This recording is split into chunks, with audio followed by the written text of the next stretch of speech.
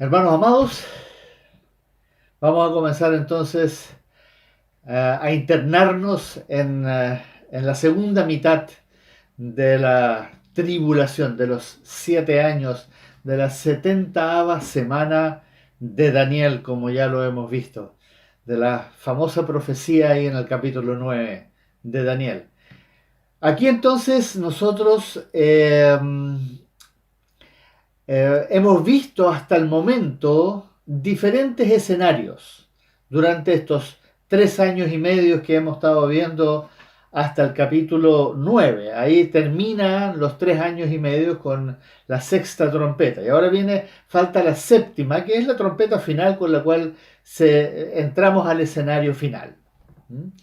Pero eso todavía no se toca. Hasta el momento nosotros en el capítulo 10, 11 y 12, nosotros vimos entonces diferentes actores que van a participar en diferentes escenas de estos 3 años y medio que quedan de la gran tribulación. Ahí está el ángel fuerte, ese ángel fuerte que trae este misterioso librito. ¿Se acuerdan? El librito.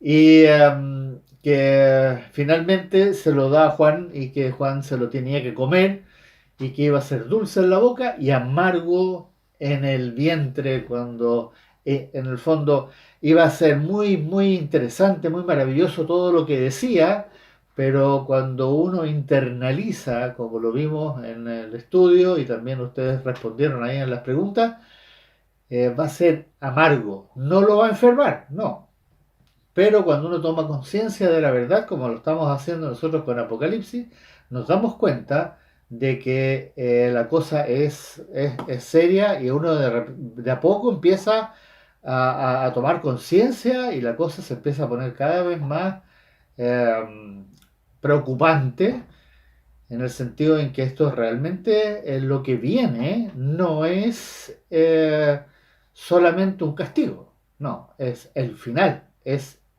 categórico, es absoluto. También se nos habla en los los capítulos que ya vimos de esta segunda mitad, con respecto a este misterio, ¿se acuerdan? El misterio de Dios que se va a consumar. Muy importante ese punto. El asunto de los gentiles, porque si mientras los gentiles no entren todos los que tienen que entrar, los judíos no pueden ser salvos. ¿Ustedes se acuerdan del versículo? ¿Ya? También que Juan va a tener que volver a profetizar, que parece raro, porque está escribiendo el Apocalipsis, pero él iba a tener que volver a profetizar como la segunda mitad que le quedaba todavía por escribir y que finalmente él iba a tener que llevar esta profecía a la iglesia. Y la primera carta de Juan para mí es una profecía hacia lo que va a tener que hacer la iglesia durante todos los siglos posteriores. La importante primera carta de Juan, como ya lo vimos en el otro. También se nos dice y se nos afirma y tenemos la certeza de que en Jerusalén iba a haber un templo. ¿Se acuerdan que Juan tenía que medirlo? ¿Mm? Y que significaba entonces que eso de medirlo, que aunque no hay ninguna consecuencia, no se le dice qué hacer con las medidas, pero sin embargo el observarlo, el saber qué está pasando y qué pasa con el templo, o tener conciencia de lo que estaba, tomar conciencia de lo que era eso, ¿no es cierto? Pero dejando el patio afuera, ¿se acuerdan? Que le dice que el patio no lo mía, porque el patio era de los gentiles, iba a ser hollado por los gentiles, por los moradores de la tierra específicamente, durante estos 3 años y medio donde se iba a enseñar Satanás con lo que vamos a ver ahora en el capítulo 13. Y bueno, el gran tema de los dos testigos. Los dos testigos es un tema muy importante porque estos van a ser actores principales. Durante 3 años y medio ellos van a dar testimonio de Jesucristo a los judíos. Esta es la evangelización a los judíos. ¿no? Y vamos a ver que un tercio de todos los judíos se van a convertir, un tercio. Y los otros dos van a morir durante la tribulación y van a sufrir los ataques. Y entonces, después de todo esto que vimos, estos capítulos 10, 11 y 12, entonces ahí entramos a la segunda parte del capítulo 11, donde se toca esta trompeta. ¿Se acuerdan? Se toca la trompeta. Pero recuerden que ahí dice justamente que viene pronto, el tercer ay viene pronto, no viene inmediatamente, sino que el toque de la trompeta es como el anuncio, ahora se va a desatar el final, el periodo final. Eso es muy importante que lo tengamos claro de esa manera. Y entrando al capítulo 12, entonces ahí vienen estas dos grandes señales. De aquí entonces ya vamos a empezar a entender el escenario final. El dragón, que es obviamente Satanás, y la mujer, que es Israel. Recuerden que el Apocalipsis trata principalmente de Israel. También están los santos, pero de ellos se habla poco, solamente que aparecen en algún momento y que sufren las muertes y las persecuciones. Pero el gran tema es con respecto a Israel, la salvación de Israel. Entonces este capítulo 12 ¿ya? Detalla la rivalidad que hay entre el dragón y Israel, que es desde los tiempos antiguos. Como vimos al comienzo, la primera parte habla de la persecución de Israel porque quería matar al hijo que iban a hacer. Después de que Satanás es arrojado a la tierra, entonces Satanás dice, ya ahora me voy a ensañar con Israel, porque ya el hijo está en los cielos y ya no puedo hacer nada al respecto, y ahora Satanás entonces decide ensañarse con Israel. Pero como Dios la salva, dice, ok, al final del capítulo 12 dice, entonces me voy tras los cristianos, los creyentes, los que iban a convertirse y creer así. Pero en este proceso, Miguel, el gran arcángel Miguel, hace esta guerra contra Satanás. Ahí hay que ponerse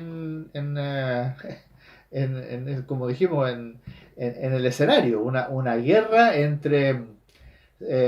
los cielos, donde no hay muerte, donde solamente hay vencidos o vencedores, pero no hay muerte, porque los ángeles no pueden morir. Tampoco no pueden ser destruidos o eliminados, pero sí pueden ser arrojados. Y para sacar a Satanás, que es el gran glorioso ángel, Miguel tuvo que obviamente usar todo su poder y bueno, demuestra que Miguel fue creado para ese propósito y vence finalmente al dragón y lo expulsa definitivamente del cielo. Y aquí entonces se presenta este nuevo escenario, Satanás en la tierra. Satanás y sus ángeles, un tercio de los ángeles. Hay que imaginarse que en ese momento va a haber una multitud de demonios, de espíritus malignos, de potestades, de gobernadores de las tinieblas, todo lo que antes estaba en todo el universo controlando las fuerzas y haciendo todos los malabares que estaba haciendo Satanás en el cielo, acusando, etcétera, condenando a los escogidos y persiguiendo a la iglesia, ahora estaban arrojados aquí, en la tierra. Y entonces el escenario es verdaderamente preocupante, porque con todo su poder, este personaje va a comenzar entonces esta batalla final. Y esto lleva entonces a que finalmente el dragón va a empoderar a este hombre que nosotros vimos nacer en el primer sello y lo va a empoderar, lo va a llevar a la máxima expresión como lo vamos a ver ahora en el capítulo 13. Y la humanidad, toda la humanidad que queda todavía está advertida, está sumamente claro que ellos tienen la Biblia, recordemos eso siempre, que los seres humanos que van a estar vivos a esa altura, ellos tienen la Biblia. Ellos pueden acudir a ella y ir viendo las cosas que ya sucedieron o que van a suceder. Ahora, como estas cosas, nosotros los seres humanos tenemos la tendencia de siempre encontrarle una explicación, ya sea cósmica, ya sea... Hasta los marcianos han tenido la culpa de algunas cosas. Entonces, a todo le damos una explicación de por qué suceden las cosas. Muchas de las cosas que hoy día se le echa la culpa al calentamiento global, al cambio climático, etcétera. Entonces, no consideramos de que el que está haciendo la obra y llevándola a cabo es Dios, aunque a veces le permite a Satanás también usar la naturaleza para sus propósitos. Recuerden Job. Job llegó un viento solano que destruyó a los animales y bueno, Satanás tiene autoridad bajo en ciertas condiciones. Aquí entonces la humanidad ya ha sido reducida. Con todo lo que ha sucedido, la humanidad ha sido reducida bastante. Los seres humanos, más específicamente los moradores de la tierra, recuerden que el grupo controlado por Satanás son los moradores de la tierra. Ya, ellos ya han visto, y a pesar de que han visto todo lo que ha sucedido y tienen los antecedentes, porque la Biblia la tienen, ¿ya? No hay caso, no se quieren convertir. Y van a explicar todo a través de la ciencia, la física, la metafísica, le digo, van a usar todo tipo de explicaciones. ¿Ya? Por otro lado están los creyentes. Los creyentes están en una condición muy angustiosa porque saben a lo que se enfrentan. Saben que la muerte es la única salida y la muerte no por suicidio, sino que porque los van a matar, los van a perseguir, los van a... Si es cierto que posible, la Biblia no lo dice con todas sus letras, pero es muy posible que haya un remanente también que logre entrar al milenio. No lo dice claramente la Biblia. Así que, pero sí están enfrentados a muchas adversidades que van a ir escalando. Lo que va a ser muy importante es entender ahora dado que el diablo está limitado a la tierra, él va a proceder entonces a desplegar todo su poder. Y Dios se lo va a permitir, porque Dios, recuerden que desde el comienzo de la tribulación, de esta 70ª semana de Daniel, el Espíritu Santo empezó lentamente a quitar el poder. Todavía controla algunas cosas, hay algunas cosas que tienen permiso muy limitado. ¿Se acuerdan los demonios del capítulo 9? Bueno, ellos tenían permiso para hacer ciertas cosas y ciertas cosas no las podían hacer. Entonces, todavía hay un cierto control. Pero lo que yo quiero que profundicemos, y para eso les invito a que ustedes ahí en su Biblia hablan en Daniel, capítulo 9, versículo 27, y veamos este versículo 27 en detalle. Como dice ahí entonces, y comienza diciendo, y por otra semana confirmará el pacto con muchos. Por otra semana. Esta es la 70ª semana. Ya había Daniel, si ustedes leen el resto del capítulo 9, van a ver que ya habla de 69 semanas, pero ahora queda esta 70, la última semana, que es entre la 69 y la 70ª semana, está el tiempo de la iglesia. Desde que el Mesías muere hasta esta tribulación es el tiempo de la iglesia. Ese tiempo no está medido, no hay medición en la Biblia. Hay una medición del antes y el después. Y esta semana, entonces, por otra semana, confirmará el pacto con muchos. No con todo el mundo, pero con muchos. Van a haber muchos que van a participar de este pacto.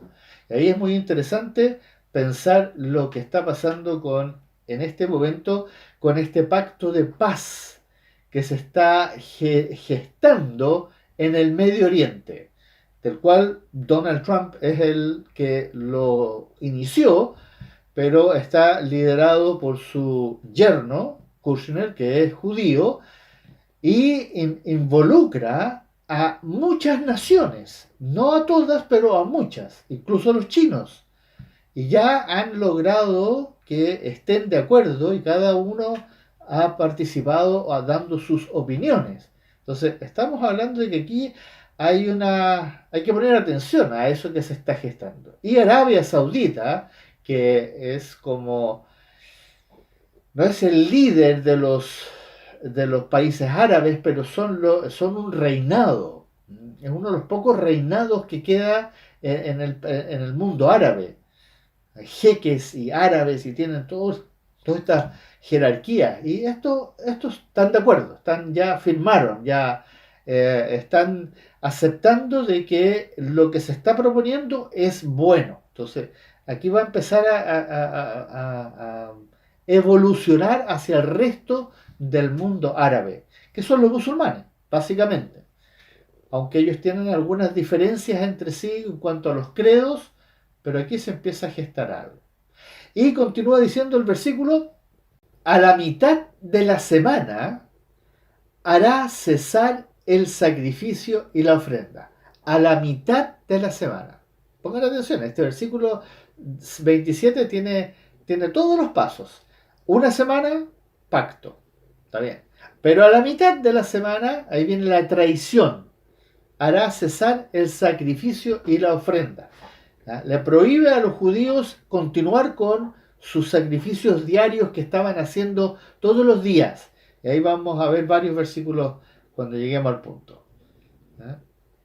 Este es el fin del tratado. Aquí rompe el tratado de paz que había hecho, pero no es para oprimir digamos, no es para atacar a Israel, sino que es ahora cuando Satanás va a usar esta situación para levantar a este personaje horrible que viene ahora, que es el mismo bueno que ya se ganó al mundo entero y todo el mundo ya lo considera como un líder maravilloso, ¿ya? Pero ahora este personaje va a olvidarse de lo que le prometió a los judíos y va a favorecer al mundo.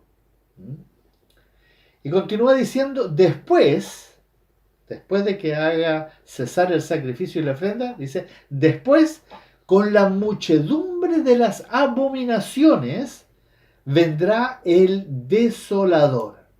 Este es el punto interesante, este desolador, que es este personaje que antes era admirado por todos porque en el fondo estaba como manteniendo el mundo y lo estaba organizando económicamente, había logrado unir a los países, había formado todo un ejército, la religión se estaba ordenando, ya tenía todo más o menos bajo control y cuando lo tiene todo, llegó Satanás y lo empodera ahora y ahora es más maravilloso todavía.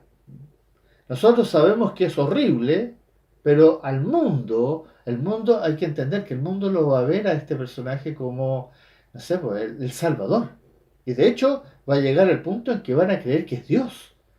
Porque es tan maravilloso lo que hace, que es Dios. Y él va a decir que él es Dios. Imagínense, por eso se llama desolador. Por eso se habla de la abominación desoladora.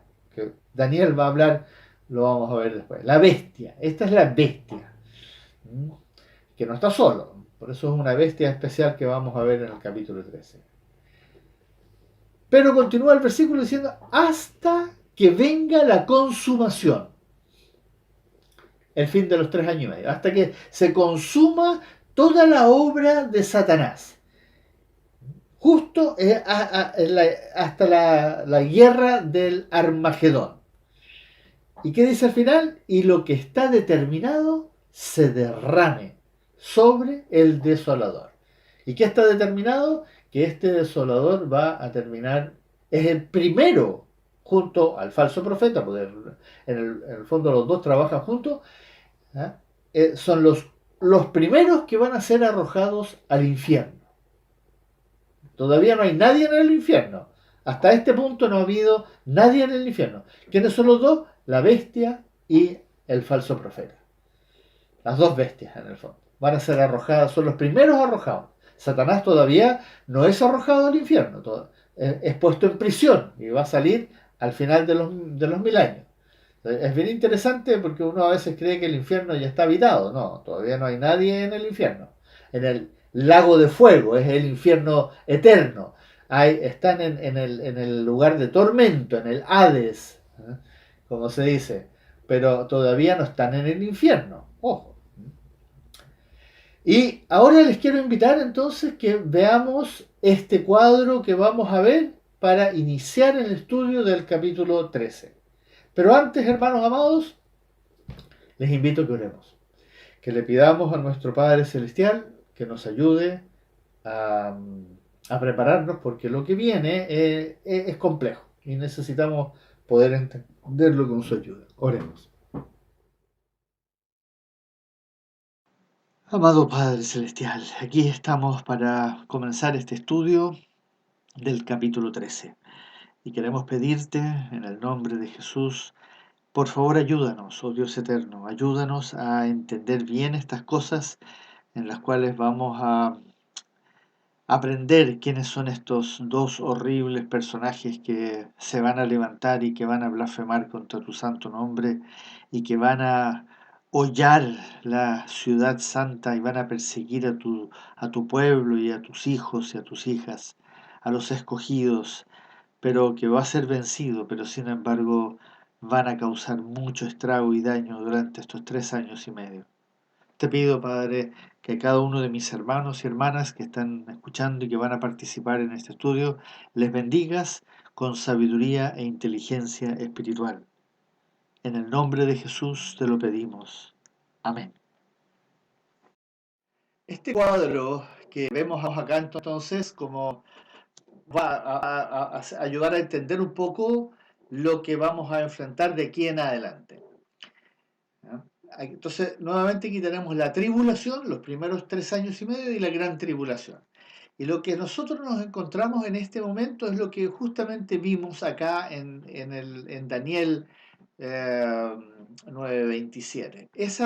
Esa profecía viene aquí, sucede entonces, como vimos a la mitad de la semana. Aquí en la mitad de la semana aparece entonces esta abominación desoladora, que es en el fondo la bestia que ya venía desde la tribulación en la persona de este líder mundial que se había ido consolidando, iba ganando poder, como lo vamos a ver más adelante, y que finalmente entonces cuando Miguel, el arcángel Miguel, vence al dragón en los cielos y lo arroja a la tierra, entonces aquí es donde se produce este momento donde Satanás ya no tiene ninguna posibilidad de salir del hemisferio de la tierra. Y con sus ángeles entonces entran a tomar absoluto control de este personaje que ya está, lo vimos en el primer sello que se abre, que es este pseudo Cristo. Esto es importante. Pseudo Cristo. Nosotros vamos a hablar de anticristo porque así fue mencionado en el Nuevo Testamento. En Apocalipsis no vamos a leer nunca la palabra anticristo, no se menciona como anticristo, a pesar de que Juan es el que escribe del anticristo y lo menciona en su primera carta, pero es lo que él va, como yo les he contado, digamos, en mi observación, es esa carta que él escribe después de Apocalipsis para la iglesia, justamente, basándose un poco en lo que Apocalipsis va a profetizar con respecto a las iglesias. Entonces, este pseudo Cristo, este anticristo, como nosotros lo conocemos, se va consolidando y aquí Satanás entonces lo empodera. Y aquí está entonces lo que vamos a ver en el capítulo 13 ahora, ¿Ah? En el Apocalipsis justamente empieza hablando de la bestia, pero la bestia es el pseudo Cristo o el anticristo que a su vez ha ido formando un imperio que después lo vamos a ver más adelante que se denomina la bestia escarlata. Entonces, la bestia es el líder de la bestia escarlata. Y como vamos a ver más adelante, sobre esta bestia escarlata va montada, ¿ya?, la ramera, la Babilonia la Grande, que va a representar a esta religión mundial.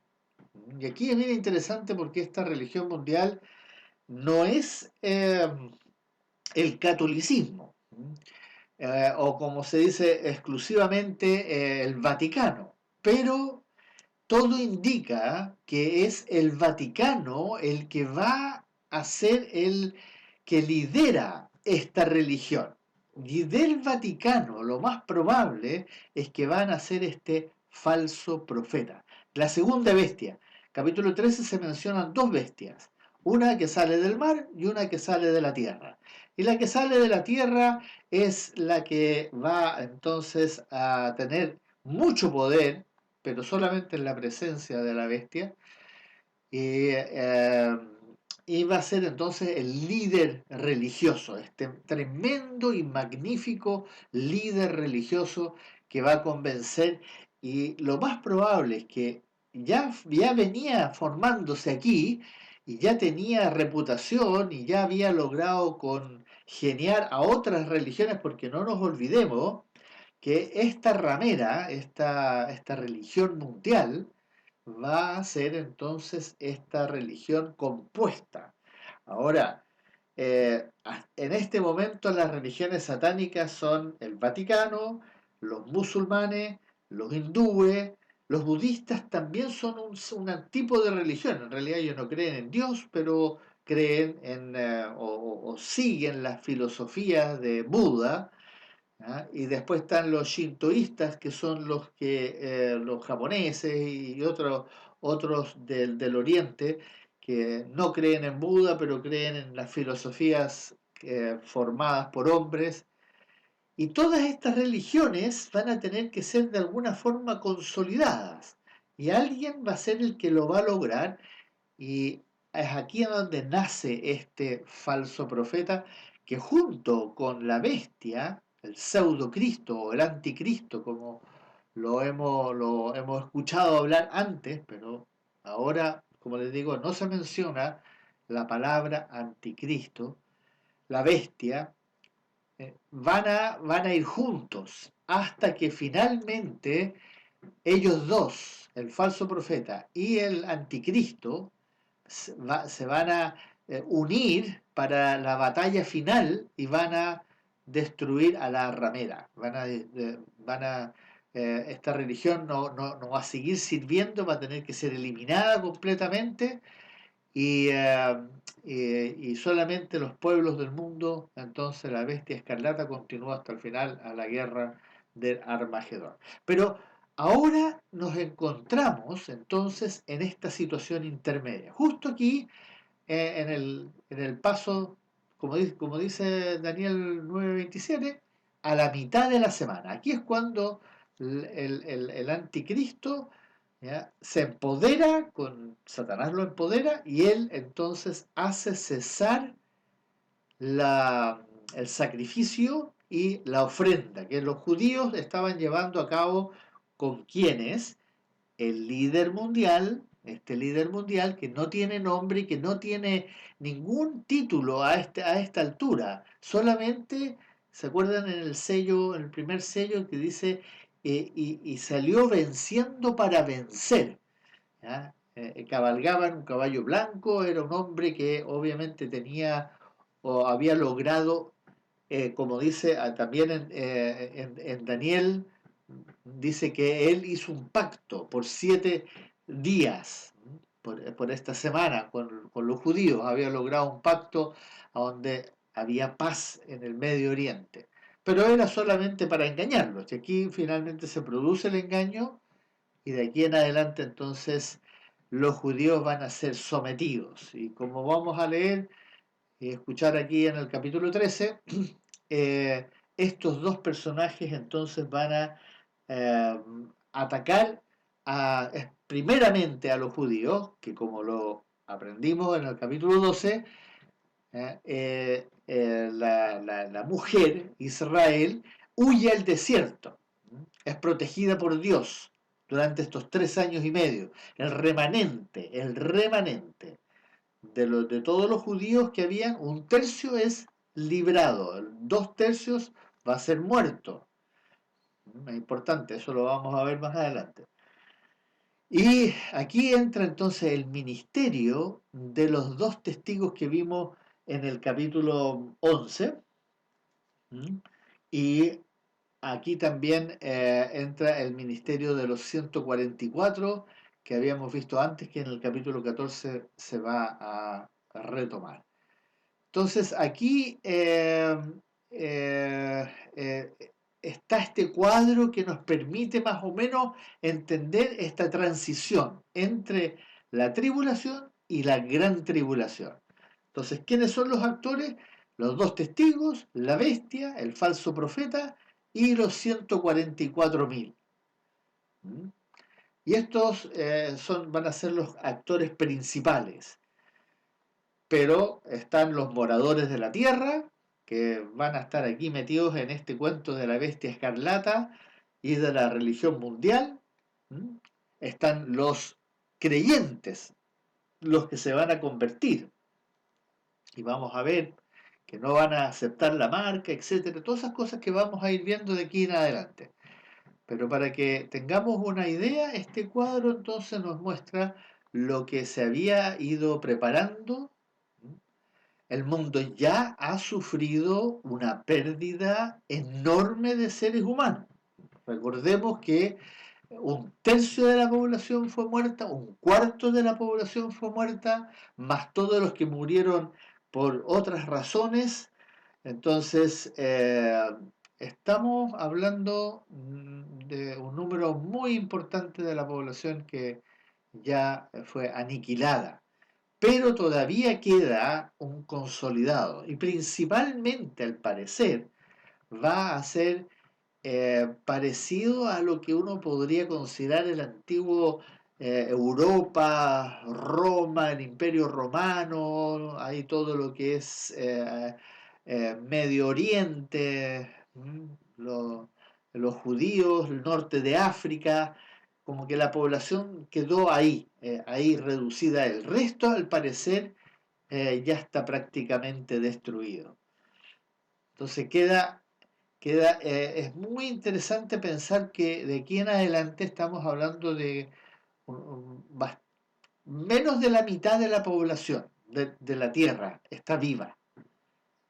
Si partimos con, no sé, con 8 o 9 mil millones de habitantes, no sabemos cuántos habían cuando empezó la tribulación.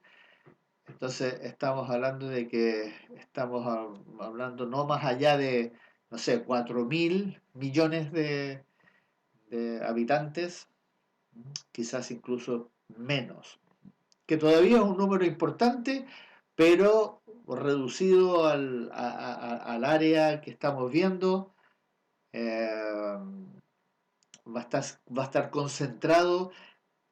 Acuérdense que todo gira en torno a Jerusalén. Jerusalén es el lugar donde este personaje va a cesar la, ¿cómo se llama? La ofrenda y los sacrificios. Eso pasa en el templo de Jerusalén. Es ahí donde Satanás va a empezar toda su lucha, toda su frustración, como leímos en el capítulo 12, va a atacar con toda su fuerza y va a desplegar de ahí su poder al resto del mundo que todavía existe. Pero ya hay una reducción importante de la población mundial y hay una parte que se quemó completamente, hay otra parte que quedó completamente contaminada por las aguas y la recuperación obviamente ya había que abandonar el terreno. No sabemos cuánto tiempo las aguas se convirtieron en ajenjo y la gente empezó a morir. y las otras aguas del mar que se convirtieron en sangre. Entonces, todo eso ya se fue recuperando, pero la población tuvo que emigrar, tuvo que irse concentrando. Y bueno, ustedes recuerdan todas las atrocidades que ya han ocurrido, pero han sido locales y temporales, que significa que por un tiempo nomás. No fueron constantemente, no es algo que sucedió durante todos los 3 años y medio, sino que sucedieron en el momento, que pueden haber sido meses, como una que lo dice, incluso 3 meses. Así que, perdón, 5 meses. Fueron esos demonios que salieron por 5 meses específicamente a hacer daño. Entonces, con esto en mente, vamos al capítulo 13. Entonces, espero que el cuadro que ustedes vieron recién les haya servido para entender un poco el escenario. Y vamos entonces al capítulo 13 de Apocalipsis. Dice el versículo 1, me paré sobre la arena del mar. Esta introducción es un poco compleja porque no entendemos muy bien por qué dice me paré, como que Juan se paró. En el griego no dice me, no dice que Juan es el que se para sobre la arena. Juan está en los cielos, ¿ya?, viendo estas visiones. Acuérdense que todo lo que estamos viendo ahora son visiones de cosas que van a suceder en el futuro. No es que él participe físicamente de esto como en otras cosas como el librito que se comió. Ahí participó físicamente. Pero aquí ahora está viendo este desenlace. Y el que separó, alguien separó, otros dicen que es el dragón el que separó, pero es raro porque dice vi subir. De ahí para adelante es Juan viendo esto que sale del mar. Pero ese me paré, como les digo, déjenlo como un paréntesis, porque ustedes en las otras Biblias más nuevas dice, estaba parado, estaba parado. ¿Quién no se sabe estaba parado sobre el mar, la arena del mar? La arena del mar al parecer podría representar las muchedumbres, pero también el agua representa las muchedumbres, entonces es un poco complejo. Y dice, y vi subir del mar una bestia que tenía 7 cabezas y 10 cuernos, y en sus cuernos 10 diademas. En los cuernos tenía coronas, no en las cabezas. Importante, hasta que hay un detalle. Y sobre sus cabezas un nombre blasfemo. Sobre las 7 cabezas tenía este nombre blasfemo. Algunos dicen que son varios nombres, pero en griego la palabra es nombre, singular. Por lo tanto, al parecer que en todas estas cabezas él tenía este mismo nombre blasfemo. Este dragón, a diferencia del que vemos en Daniel capítulo 7, habla, el dragón en Daniel tenía 7 cabezas, que eran 7 imperios, y estas cabezas tenían corona. Entonces, y ahí por eso se habla de los 7 imperios. ¿Se acuerdan los 7 imperios? Egipto, Asiria, Babilonia, Persia, Grecia, Roma y la segunda Roma, que todavía lo vamos a ver más adelante, que reaparece, que es la misma escultura esta estatua que tiene Nabucodonosor en su sueño y Daniel se la explica. Bueno, ahí están ese dragón. Pero ahora la bestia también es una bestia compuesta. Se habla de que es una bestia que tiene un líder, que es lo que nosotros vamos a hablar siempre del famoso anticristo o pseudocristo. La palabra en realidad anticristo hay que entenderla como un pseudocristo. Anticristo no es que sea contra Cristo, sino que es alguien que se hace pasar por Cristo. Y por eso se le va a denominar pseudocristo, porque eventualmente se va a decir que Él es el Cristo, que Él es el Mesías, que Él es el Redentor, que Él es Dios, como lo dice en 2 Tesalonicenses. Pero esta bestia tiene 7 cabezas, que son 7 reinados. ¿Por qué? Porque estas 7 cabezas no tienen corona, sino que los cuernos tienen corona. Y ahí vienen que son 10 reyes gobernantes o gobernantes, ya no van a haber reyes, en ese tiempo van a haber gobernantes que van a ser los que van a gobernar juntos con la bestia. La bestia los manda y ellos van a gobernar. No voy a entrar en detalle ahora porque lo vamos a ver más adelante cuando se expliquen estas 7 cabezas y estos 10 cuernos. Pero se diferencian, pero tienen relación. Ojo, tienen relación. Y vamos a ver la relación a su debido tiempo. Subida del mar. Sube del mar. Esta bestia que sube del mar, entonces, como lo dice en Apocalipsis, capítulo 17, 15, me dijo también: las aguas que has visto, donde la ramera se sienta, son muchos pueblos, muchedumbres, naciones y lenguas. Entonces, una forma de interpretar de que esta bestia sale de las aguas, sale de las muchedumbres, es como que la representa a los pueblos, a las naciones, al mundo, a los no creyentes, a los moradores de la tierra. De ahí todos entienden que la bestia que sale del agua, porque la otra bestia que vamos a ver más adelante sale de la tierra. ¿Ya? Sus cabezas, plural, muchas cabezas, un nombre blasfemo, singular. El versículo 2 dice entonces: y la bestia que vi era semejante a un leopardo, y sus pies como de oso, y su boca como boca de león. Y el dragón le dio su poder y su trono y grande autoridad. Aquí comienza entonces este traspaso. Este dragón se va a encarnar, literalmente, el diablo se va a encarnar en esta bestia, en este personaje, pero a su vez en todo el reinado, todo estos 10 cuernos con las 10 coronas que vamos a ver más adelante, pero especialmente en este hombre. Este hombre va a ser el que va a, como vamos a ver, va a actuar como un leopardo. Va a ser rapidísimo. El leopardo puede subir a un árbol, puede correr, es tremendamente ágil, más ágil que un león, más ágil que un tigre. Es muchísimo más flexible. Es la velocidad de un gato, pero grande.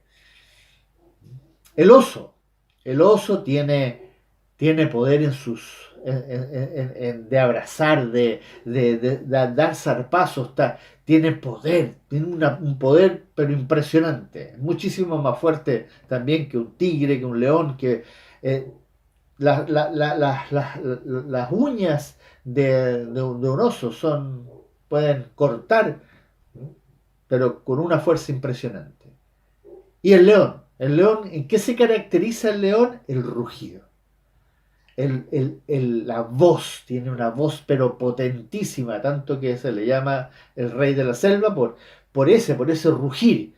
Vuelan los pájaros, todos los animales se ponen atentos por el puro hecho del rugir.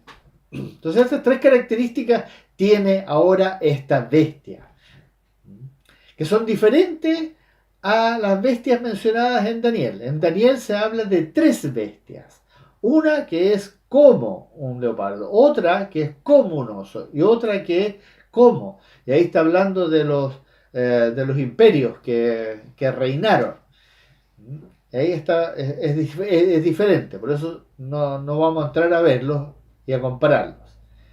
El dragón, el diablo. Siempre cuando hable del dragón es el diablo. Y este entonces es el que da el poder. Como dice en 2 de Tesalonicenses 2:9, inicuo. Esta bestia se convierte en el inicuo, cuyo advenimiento es por obra de Satanás, con gran poder y señales y prodigios mentirosos. Entonces, el inicuo, el anticristo, el pseudocristo, que se hace pasar por Dios, personaje espantoso que bíblicamente es espantoso, pero recuerden, hermanos amados, que es lo que Dios habla porque es cierto, es lo más vil, humanamente hablando, lo más vil que ha pisado la tierra. Pero sin embargo, para el mundo, hay que dar vuelta a la película, el mundo está viendo a este maravilloso personaje carismático, inteligente, orador, sabio en todas las cosas. Va a ser tan impresionante, bueno, ¿por qué? Porque Satanás lo va a usar y Satanás se va a manifestar a través de él. Y acuérdense que Satanás se presenta como ángel de luz, lo dijo nuestro Señor Jesucristo. Entonces, es interesante ponerse en esa perspectiva. Aquí nosotros sabemos que es perverso, que es lo más atroz que hay, pero para el mundo, y entonces el mundo va a caer rendido a sus pies, completamente. Por obra de Satanás, como dice ahí en 2 de Tesalonicenses. Vamos al capítulo, al versículo 3 ahora, y dice: vi una de sus cabezas como herida de muerte, pero su herida mortal fue sanada. Y se maravilló toda la tierra en pos de la bestia, del pseudo Cristo, del anticristo, pseudo, que es como Cristo, ¿no? Un imitador, un falso imitador de Cristo. Herida de muerte. Aquí han habido varias, a medida que ha pasado el tiempo, han habido, si ustedes leen comentaristas de antaño, van a leer un comentario al respecto de esta herida. Pero a medida que han ido avanzando, se ha ido concordando de que esta herida es una herida real, es una herida física. Y lo vamos a ver con otro versículo que se va a repetir en el versículo 12 y 14, donde habla de esta herida mortal. Si ustedes van al versículo 12, por ejemplo, ahí, capítulo 13, versículo 12, ¿ya? Ejerce toda autoridad la primera bestia en presencia de ella y hace la tierra moradores que adoren a la primera bestia, cuya herida mortal fue sanada. Fue sanada. ¿Ya? Cuya herida mortal fue sanada. Y en el 14, versículo 14, dice al final, a la bestia que tiene la herida de espada y vivió. Aquí viene algo interesante. Tiene herida de espada y vivió. ¿Ya? Si ustedes van entonces a Zacarías 11:17, como dice ahí, dice: ay del pastor inútil que abandona el ganado. Hiera, escuche bien, la espada su brazo y su ojo derecho. Brazo derecho, ojo derecho. ¿Ya? Hiera la espada su brazo y su ojo derecho. Del todo se sacará su brazo. ¡Guac! Y su ojo derecho será enteramente oscurecido. Esto, aquí entonces, si uno toma esto y esta profecía y se da cuenta lo que dice aquí en el capítulo 13 en tres ocasiones, uno dice herida de muerte, otro dice que la herida mortal fue sanada y el 14 dice herida de espada y vivió. Entonces, algunos dicen que murió y resucitó, otros dicen que solamente estuvo al borde de la muerte y milagrosamente se recuperó. Pero si esta profecía de Zacarías es tal como dice ahí, él perdió un brazo y un ojo. Es ciego en el ojo derecho y sin brazo derecho. Entonces, puede que esto sea así, no tenemos más ideas, pero la palabra dice claramente de que la herida fue de muerte. ¿Ya? Fue una herida tan impactante que fue de muerte. Y el mundo entonces se maravilla tras este hombre que como que resucitó, como que demostró que él tiene poder para sanarse a sí mismo. No, no sé, pero leemos eso ahí. En el versículo 4 dice, y adoraron. Y ojo, ojo, miren lo que va a decir. Los moradores de la tierra entonces adoraron al dragón que había dado autoridad a la bestia y adoraron a la bestia, diciendo, ¿quién como la bestia? ¿Y quién podrá luchar contra ella? Entonces aquí ya vemos que el mundo está empezando a adorar al dragón, al diablo, a Satanás. Ojo, no es que estén adorando a Satanás propiamente tal, sino al que representa a Satanás. Para el mundo musulmán, ¿ya? Ellos no dicen que adoran a Satanás, incluso ellos hablan de Satanás como el perverso, como... Pero ¿a quién adoran ellos? ¿Cómo se personificó Dios ante ellos? Por medio de Alá.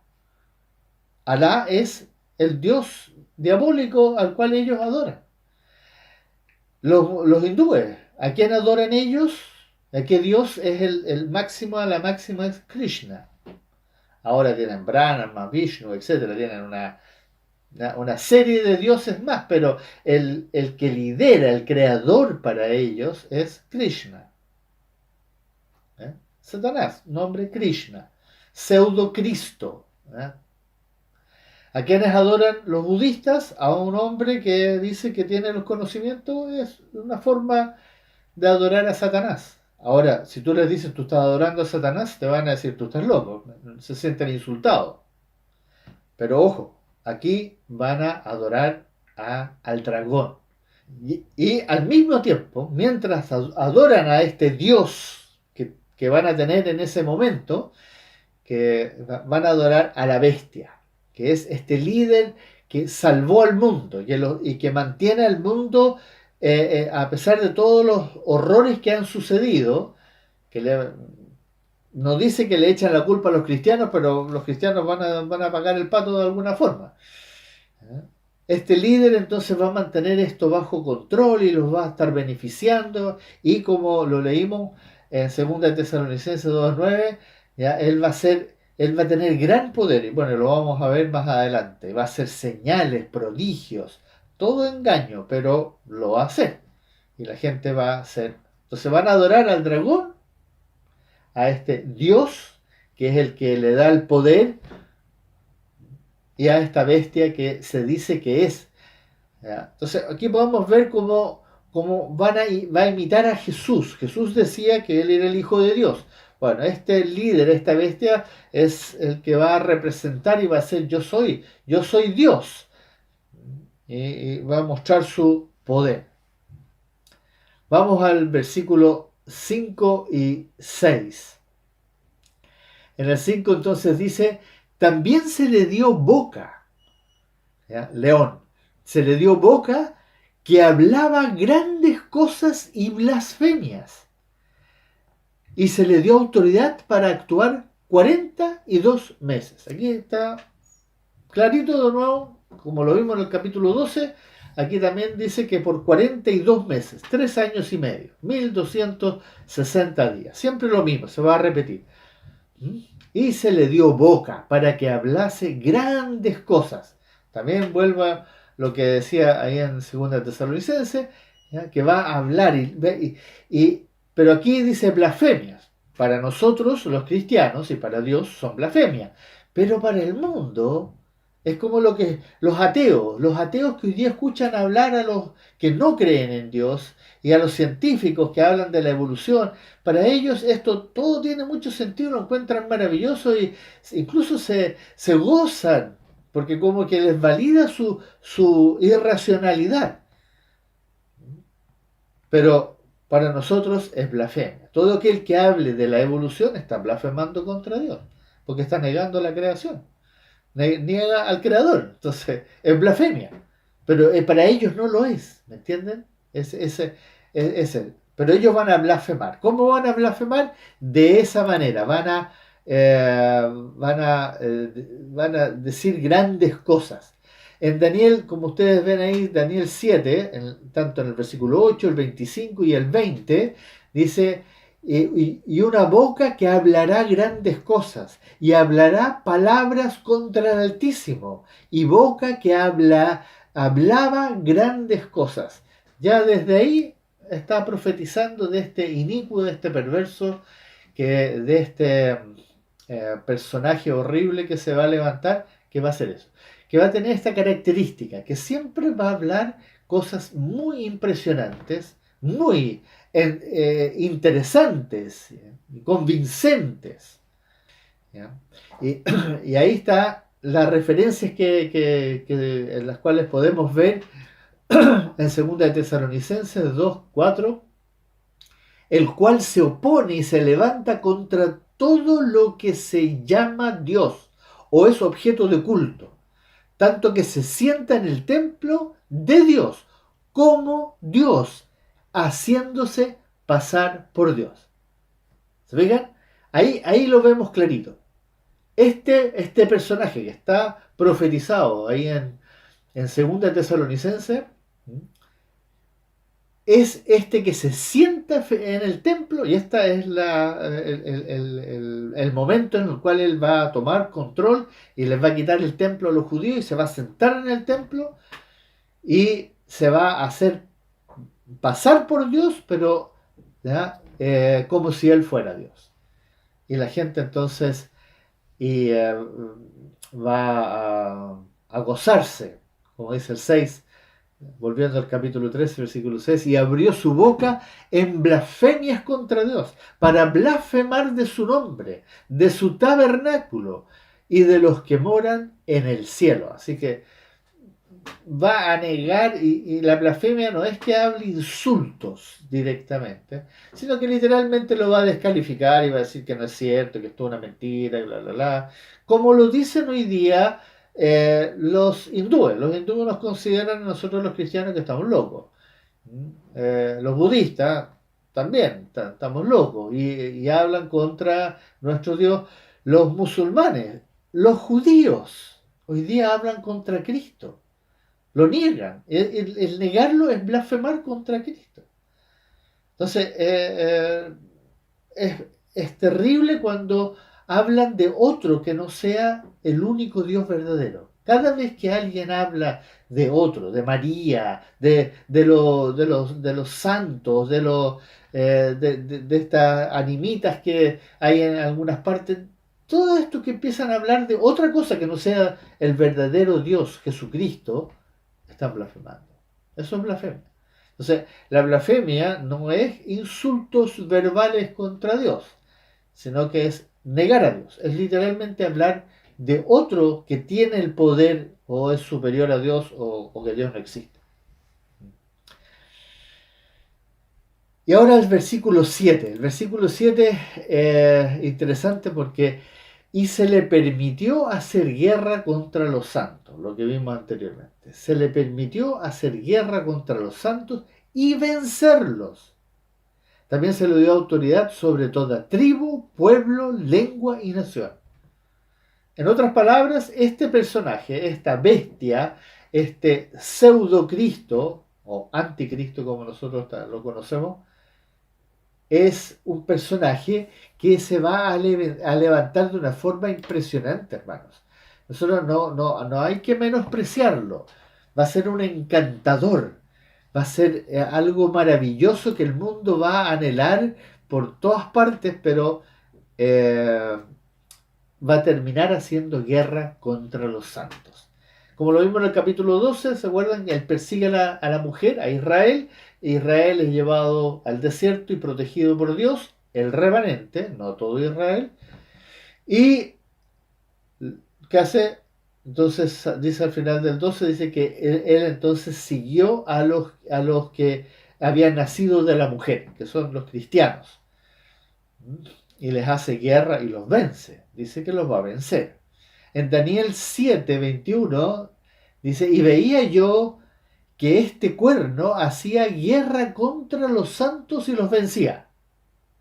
Daniel ya lo está hablando en Daniel 8:24, y su poder se fortalecerá, mas no con su propia fuerza, porque la fuerza la recibe de Satanás, y causará grandes ruinas y prosperará y hará arbitrariamente y destruirá a los fuertes y al pueblo de los santos. Nuevamente tenemos ahí la profecía de que este personaje, este desolador, como vimos también en el cuadro, el desolador, en la profecía, va a hacer guerra contra los santos. Y el versículo 8 entonces, y la adoraron, a la bestia, la adoraron todos los moradores de la tierra cuyos nombres no estaban escritos en el libro de la vida del Cordero que fue inmolado desde el principio del mundo. Ahí está entonces específicamente los que la adoran, porque, ojo, entre todos los que están morando en la tierra, también hay algunos hombres y mujeres que todavía no se han convertido, pero por lo tanto no son cristianos, todavía creen, admiran la bestia, y la encuentran impresionante, y están ahí todavía, pero no se han convertido, pero se van a convertir.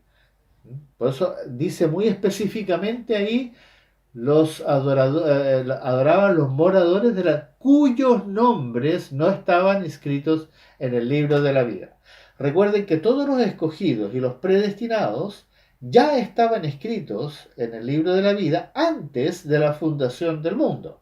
No es que Dios vaya añadiendo nombres a este libro, no.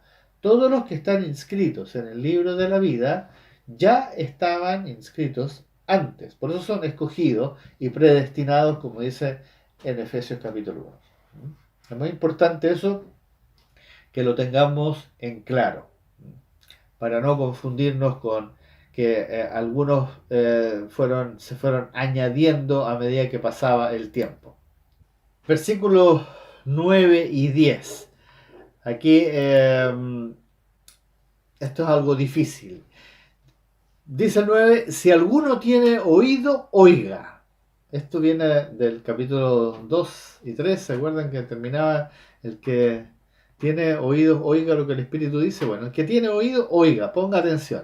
Si alguno lleva en cautividad, va en cautividad. Si alguno mata a espada debe ser muerto. Aquí está la paciencia y la fe de los santos. Esto es difícil, pero es una afirmación que aparentemente tiene una doble lectura. Se podría leer de dos maneras. Y lo presento así porque los comentaristas, algunos lo ven de un lado y el otro lo ven de otro lado. Por eso es que ninguno lo ve de los dos lados. Yo aquí me da la impresión de que está diciendo dos cosas al mismo tiempo. Dice, por ejemplo, primero dice, si alguno lleva en cautividad, va en cautividad. ¿Ya? Y está hablando entonces de aquellos que van a hacer el mal, que van a ser los que van a llevar a cautivos a los cristianos, a los santos que vimos anteriormente. Van a llevar cautivos y van a matar a espada. ¿Ya? Y esos que llevan cautivo y matan a espada tienen que sufrir exactamente lo mismo. También van a ser llevados cautivos y van a morir a espada, que es algo que va a suceder más adelante en la batalla de Armagedón. La sangre va a correr de tal manera que es tanta la sangre que va a correr en el valle, que el valle se va a llenar de sangre que va a llegar a los pechos de los caballos. Saquen la cantidad. Pero en Apocalipsis 16:6 dice, por cuanto derramaron la sangre de los santos y de los profetas, también tú les has dado a beber sangre, pues lo merecen. Está hablando de aquellos que derramaron sangre, también van a beber sangre.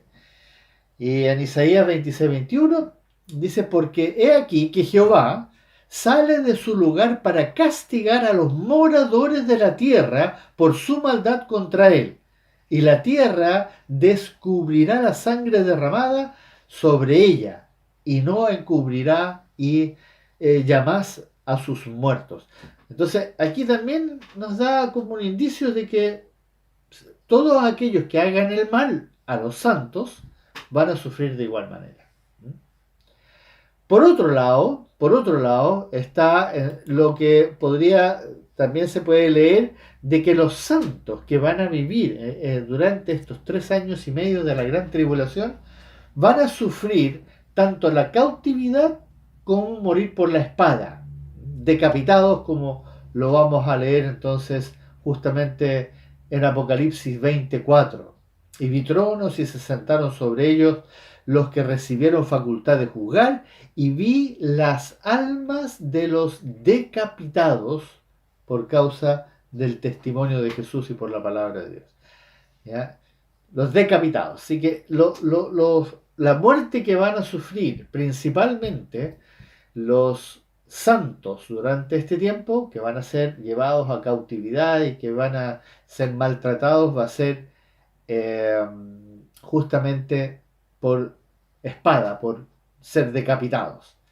Por eso al final del versículo 10 dice, aquí está la paciencia y la fe de los santos, que en el capítulo 14 de Apocalipsis también lo va a decir en el versículo 12, aquí está la paciencia de los santos, los que guardan los mandamientos de Dios y la fe de Jesús.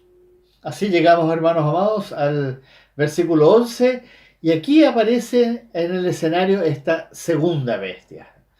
Dice Juan, después vi otra bestia que subía de la tierra y tenía 2 cuernos semejantes a los de un cordero, pero hablaba como dragón. Extraña representación. Aquí aparece entonces este falso profeta. De aquí en adelante siempre se va a hablar de él no como la segunda bestia, sino como el falso profeta. El líder religioso. En el cuadro vimos ahí cómo este personaje ya existía.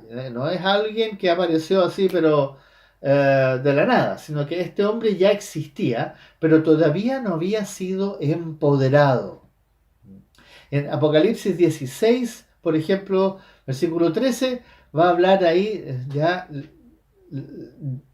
que dice, y vi salir de la boca del dragón y de la boca de la bestia y de la boca del falso profeta. En el 19:20 dice, y la bestia fue apresada y con ella el falso profeta. En el 20:10 dice, y el diablo que los engañaba fue lanzado al lago de fuego, azufre, donde estaba la bestia y el falso profeta. Entonces, en todo el resto del Apocalipsis se va a hablar de la bestia, que es el pseudocristo, el anticristo, y del falso profeta, no de la otra bestia. Pero aquí se habla de que es una bestia que sale de la tierra. Este personaje tiene que haber sido ya muy conocido, solamente que no había recibido el poder. Ahora Satanás lo levanta a su máxima expresión y de aquí en adelante, como vamos a ver, este personaje va a tener un poder sobrenatural. Que subía de la tierra no tiene ninguna forma de explicarse. La tierra no tiene ningún significado, no hay ninguna cosa que pueda relacionarse, pero definitivamente no sale de entre la multitud, sino que es alguien que representa al credo religioso. ¿Bien? Ahora, no es que él haya logrado juntar a las religiones. La bestia fue, el pseudo Cristo fue el que logró juntar las religiones y empoderó, pero no, perdón, no es que el pseudo Cristo, la bestia, empoderó a esta segunda bestia. Esta segunda bestia fue empoderada por Satanás. Y ahora vamos a entender entonces que hablaba como dragón. Tampoco no hay ningún referente para poder decir cómo habla un dragón. Ahora, el diablo sabemos que es un artista para engañar. ¿Ah? el padre de mentiras, como lo dijo Jesús en el capítulo 8 de Juan. Es el padre de mentiras porque habla de lo suyo y todo lo que él dice es mentira desde un comienzo. Es un artista del engaño. Y probablemente por ahí está la relación de que él habla de esta misma manera. Pero vamos avanzando en el versículo 12 y 13, donde dice: y ejerce toda la autoridad de la primera bestia en presencia de ella. Ejerce toda la autoridad de la primera bestia en presencia de la primera bestia. Y hace que la tierra y los moradores de ella adoren a la primera bestia, al anticristo, al pseudocristo, cuya herida mortal fue sanada. Ahí está de nuevo ese versículo. Pero el 13 van junto con el 13. También hace grandes señales, de tal manera que aún hace descender fuego del cielo a la tierra delante de los hombres. En estos dos versículos se nos explican entonces que este falso profeta, ¿ya?, se le va a dar casi tanto poder como a la bestia. Casi tanto poder. Pero solamente en presencia de la bestia. Cuando la bestia esté en público, donde esté, este va a poder hacer cosas que van a maravillar al mundo. Y por lo tanto va a liderar a la adoración. Es el que va a llevar a la adoración. Incluso dice que va a hacer que todos los moradores de la tierra entonces adoren a la primera bestia. Esa es su función. La función de este falso profeta va a ser justamente que los moradores de la tierra, los que no están inscritos en el libro de la vida, adoren a la primera bestia, al falso Cristo, al pseudo Cristo. Y esto lo va a lograr con grandes señales. Va a ser el líder religioso justamente que se va a encargar de la adoración. Pero la adoración no es a Dios, sino que es a la bestia. Eso es interesante y es importante mantenerlo siempre claro, y como lo vamos a ir viendo, esto va a escalar. Ahora, ¿qué nos dice en el versículo 14 y 15? Y engaña a los moradores de la tierra con las señales que se le ha permitido hacer en presencia de la primera bestia. Ojo, siempre aclara de que las señales las puede hacer solamente en presencia de la primera bestia, porque la primera bestia, la bestia importante, el falso Cristo, es la encarnación de Satanás. Satanás está encarnado ahí y es el que le da este poder seguramente a este falso profeta, por las señales que va a hacer. Entonces, mandando a los moradores de la tierra que hagan imagen a la bestia que tiene la herida de espada y vivió. Y se le permitió, en el 15 dice, infundir aliento a la imagen de la bestia para que la imagen hablase e hiciese matar a todo el que no la adorase. Aquí vamos a ver algo que es bastante impresionante. Aquí estamos frente a algo que es extraño, ¿no es cierto? Primero, bueno, esto de que engaña a los moradores es fácil de entender, pero que hagan una imagen a la bestia, ¿eh? Que se hagan una imagen a la bestia. Aquí entramos en un terreno lo vamos a ver en detalle.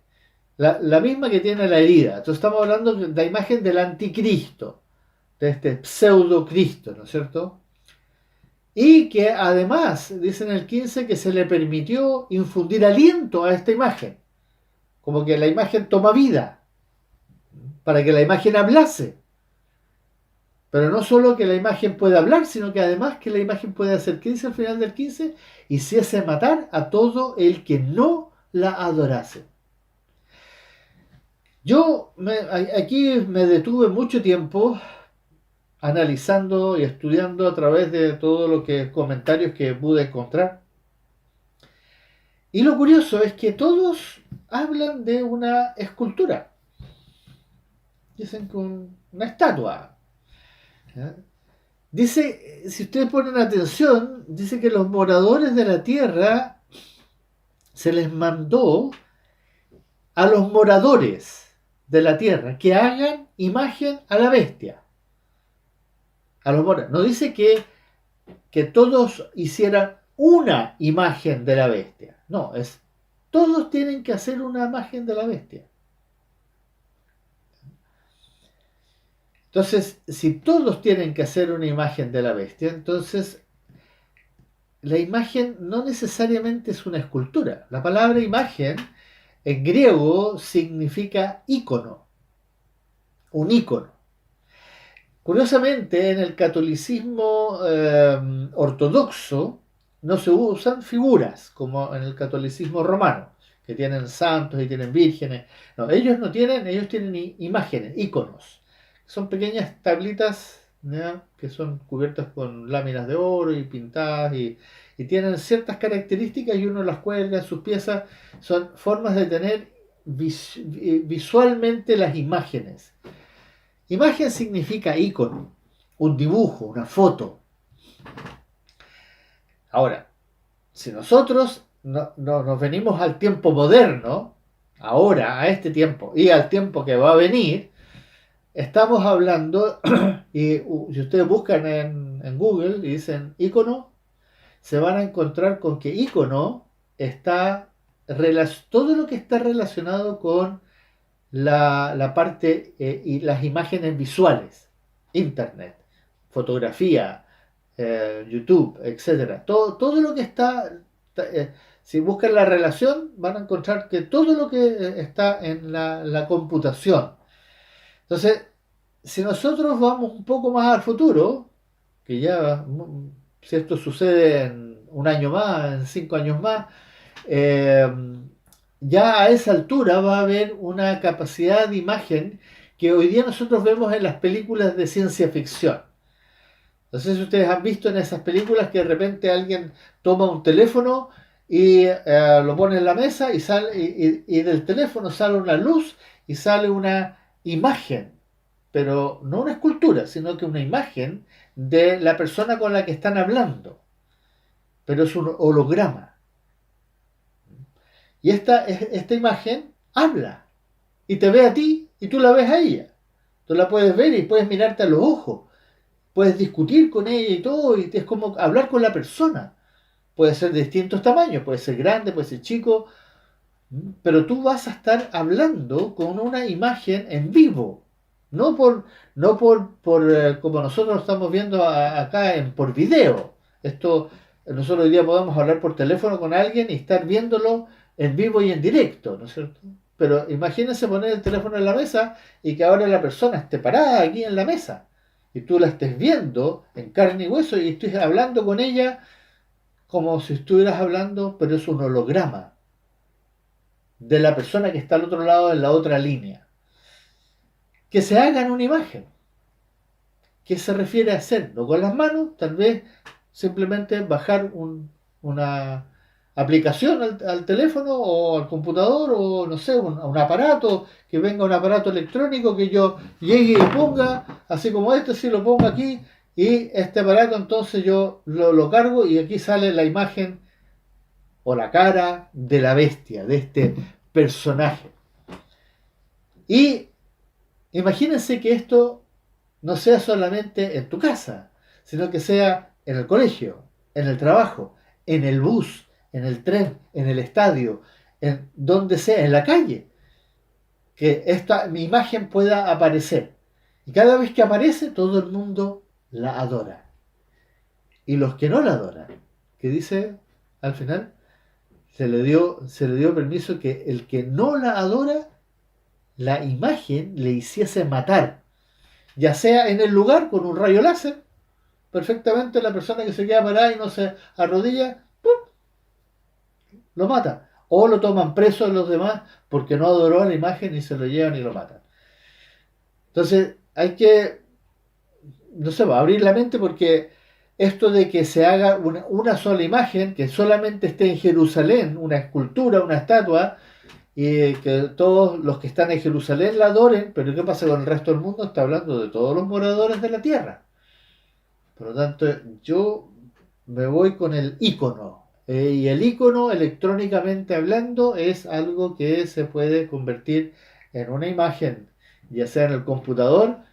Y ojo que los computadores en el futuro van a ser van a ser dos vías.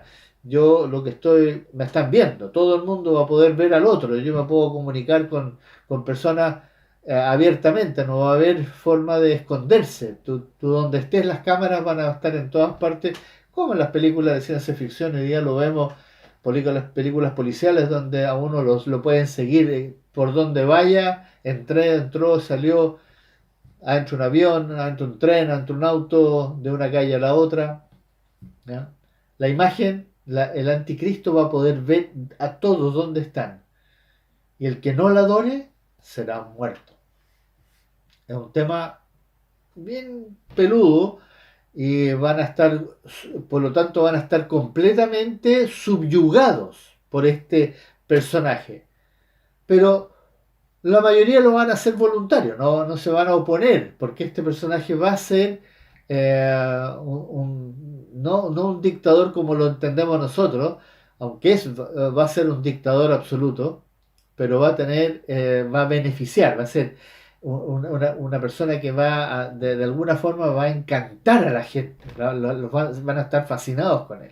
Y pasando al versículo 16 entonces, este falso profeta va a continuar obrando delante de la bestia, y va a hacer que todo el mundo entonces vaya en pos de la bestia, del pseudo Cristo. Y dice en el 16 y 17, estos dos versículos van juntos, y hacía que a todos, pequeños y grandes, ricos y pobres, libres y esclavos, se les pusiese una marca en la mano derecha o en la frente, y que ninguno pudiese comprar ni vender, sino el que tuviese la marca o el nombre de la bestia o el número de su nombre. Aquí viene este famoso tema que es muy conocido de la marca de la bestia. Y decía entonces que hacía el falso profeta, es el que hace esto, que se les pusiese la marca, una marca visible, ya sea en la mano o en la frente. Obviamente personas que usan chasquilla no tiene sentido que tengan una marca, no se les va a ver, entonces esas pueden usarlo en la mano. Algunos no quieren la marca en la frente porque no les gusta por la moda, otros sí, va a ser a libre, como ellos quieran hacerlo, pero tienen que llevarlo o en la frente o en la mano. ¿Qué va a ser la marca? Bueno, ahí uno puede especular, hay mil cosas que se le puede ocurrir a uno que cómo va a ser esta marca. No hay ningún indicio de que la marca va a ser de algún tipo, pero van a tener que llevar una marca bien claramente que se le pueda ver, que uno se pueda distinguir. Algunos hablaban de un chip, no, eso del chip es otra cosa, todo lo que tenga que ver con eh, electrónica o que puedan, porque dicen que no van a poder comprar ni vender, pero sí, no van a poder comprar porque si tú vienes a comprar y no tienes la marca, la gente se van a distinguir. Y ahí va a estar el problema de que para los que no tengan la marca van a tener que vivir separados, escondidos, porque la gente los va a rechazar porque no tienen ni la marca en la frente ni en la mano. Y la marca va a ser o el nombre de la bestia, como dice en el 17, o el número de su nombre. Y ahí viene este cuento que después lo vamos a ver en el 18. Entonces es o el nombre de la bestia, y ese nombre no está en la Biblia, no está mencionado, es un misterio que se va a aclarar obviamente cuando este líder sea conocido y Satanás lo empodere con este poder especial. Tal vez al principio tenga un nombre y después él sea como un título que él tenga, endiosado. Recuerden que el falso profeta va a endiosar a la bestia, al que es la bestia. O el número, entonces ya sea el número que da a ese nombre. Y ahí se han hecho montones de especulaciones. Y ahí viene este versículo 18 que dice, aquí hay sabiduría. El que tiene entendimiento cuente el número de la bestia. Ojo, era el número de su nombre al final del 17 y aquí en el 18 dice el número de la bestia. Y después dice, pues es número de hombre. Así que el número del nombre, el número de la bestia y el número de hombre. Y ahí vienen tres posibilidades. ¿Ya? Y después dice al final del 18, y su número es 666. ¿Ya? No es 666. Ojo, es 600, que es 600, 60, 606. 666. Si uno lo desglosa, hay 600, un 60 y un 6. Entonces, ahora está el juego que hay montones de variaciones matemáticas, han hecho de todo. Prácticamente todo nombre de algún perverso de la humanidad le han puesto el 666, pero no es 666, es 666. En griego está escrito así. Y entonces, hoy tiene, uno podría relacionar con un nombre, otro que es un número de hombre. El número del hombre es el 6, es el número imperfecto. Dios solamente tiene el número 7, pero el número 6 es el número. Y ahí entonces, como les digo, aquí uno podría entrar a especular en mil direcciones. Y han escrito todo tipo y nada concluye, nada es concluyente, nada es lo suficientemente absoluto como para poder decir ese es el código de barras. Se han metido en todos los ambientes, pero nada es completamente concluyente. Es bien interesante jugar. Pero dice que aquí hay sabiduría. Entonces, tal vez esto es algo que se va a poder descifrar en ese tiempo. Entonces, tal vez a nosotros en el fondo no nos va ni nos viene porque este personaje aparece ahora, en este momento, justo al final de los 3 años y medio de la tribulación, aparece entonces glorificado la bestia, el pseudo Cristo, el que quiere ser un falso Cristo, quiere parecerse a Cristo. Y ahí hay varias cosas bien interesantes. Hay todo un asunto. Si ustedes se interesan, pueden en Wikipedia, pueden meterse y averiguar con respecto a la parte escatológica del Corán. El Corán también, acuérdense que el Corán mayormente y el Hadith, que son el libro que escribió Mahoma, eh, fue escrito, digamos, comenzó 600 años después de Cristo, así que la Biblia ya existía. De hecho, Mahoma se casa con una mujer que era católica y que ya conocía la Biblia, entonces hay todo un cuento ahí de que Mahoma se iluminó pero ya conociendo la Biblia, y una parte de los evangelios están en el Corán, y Jesús incluso está mencionado en la parte escatológica, en el Apocalipsis, por decirlo así, entre comillas, del Corán. Pero el Corán también tiene una parte escatológica, y ahí también habla de esto. Entonces hay muchas cosas similares que se parecen, pero al revés. La bestia, ¿ya? Que nosotros, digamos, que Cristo escribió acá como la bestia, para ellos es el Salvador. Y Jesús que viene es el falso. y que finalmente Jesús va a decir que él mintió y que Alá es el verdadero Dios. Entonces, todo al revés, ¿no? Es bien interesante todo eso. Si a ustedes les interesa, pueden buscar ahí y leer con respecto. Y ahí es donde uno empieza a darse cuenta de que aquí hay cosas que no las vamos a entender ahora, pero cuando la gente esté viviendo este momento, van a poder entender esto. ¿Qué significa este número? Este 666. ¿Qué significa? Tiene un significado, está claro, si Dios lo está diciendo, ahí lo tiene.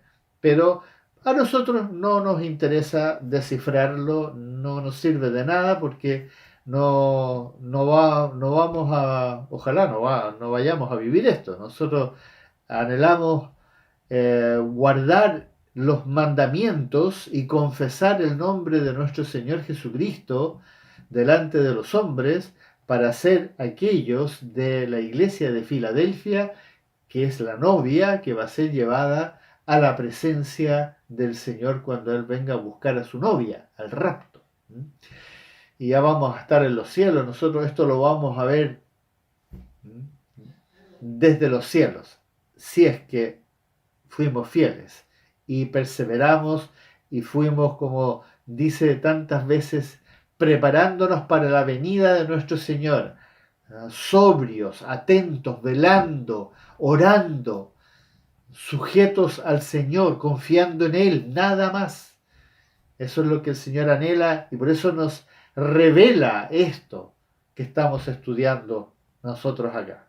Entonces, el número no nos interesa, pero sí sabemos, como dice ahí, que está relacionado con el nombre de la bestia, el número del nombre, el número de hombre y el número de la bestia, el número de hombre y el número del nombre de la bestia. Entonces, por ahí, pero como les digo, nadie ha podido descifrar esto hasta el momento.